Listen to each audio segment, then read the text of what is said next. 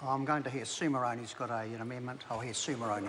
Well, thank you, Mr Chair. And in fact, I do intend to speak to the two amendments that are brought forward under Part 1 of the Employment Standards Legislation Bill.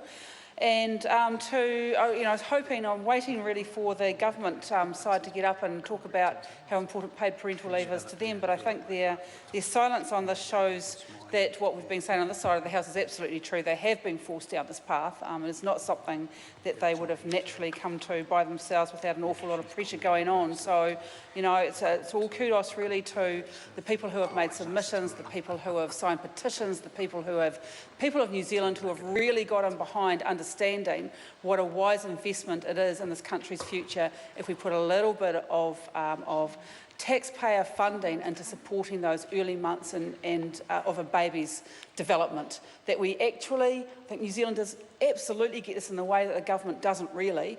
We get to save money. The rest of us as taxpayers stop spending money on the bad outcomes, on the bad stuff, on the children being admitted to hospital unnecessarily, on the children going through remedial education processes unnecessarily, on building more and more prisons unnecessarily.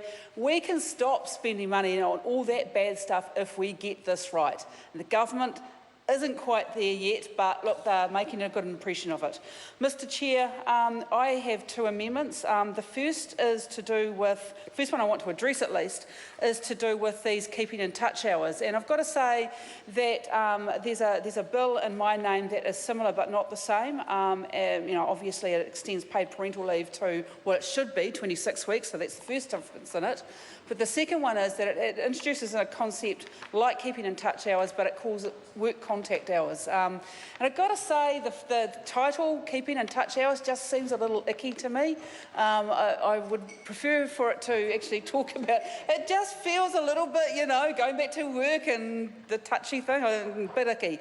But anyway, that's what it's called in this bill, and the concept I do agree with, if not the title that they've given to it. However, I think it does need some protections around it, because this is the ability for parents, mostly women, in fact, to go back to work during the course of their paid parental leave period and to not suffer the consequence that they would today of actually having their paid parental leave payments stopped. So that would be the impact if a woman today was on paid parental leave, if she went back for, let's say a training day, maybe there's a training course that's become available in her workplace that's a once in a lifetime or a once a year opportunity. She doesn't want to miss out on that, and she goes back and she's paid for the time that she's there for that training course, up to 40 hours under this provision.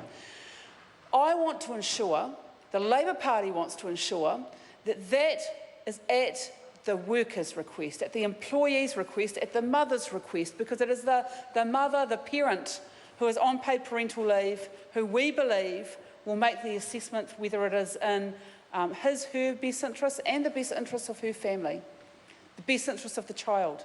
Because that, from the Labour Party's perspective, is the lens that we see every piece of policy through and every piece of legislation.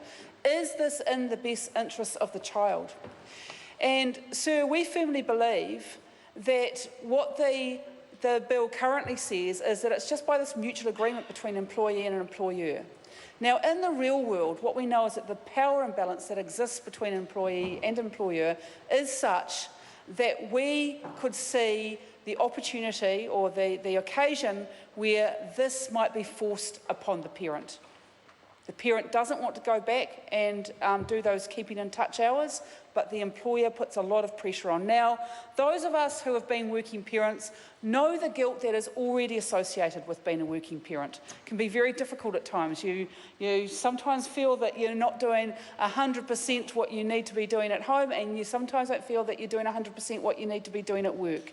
So in that environment, with that guilt that already exists, we believe in the Labour Party that that needs an additional protection, and the amendment that we're proposing, and we would look forward to other parties supporting this, it's not a hard thing to do, but it is the right thing to do, and that is to ensure that the application for keeping in touch hours comes from the parent.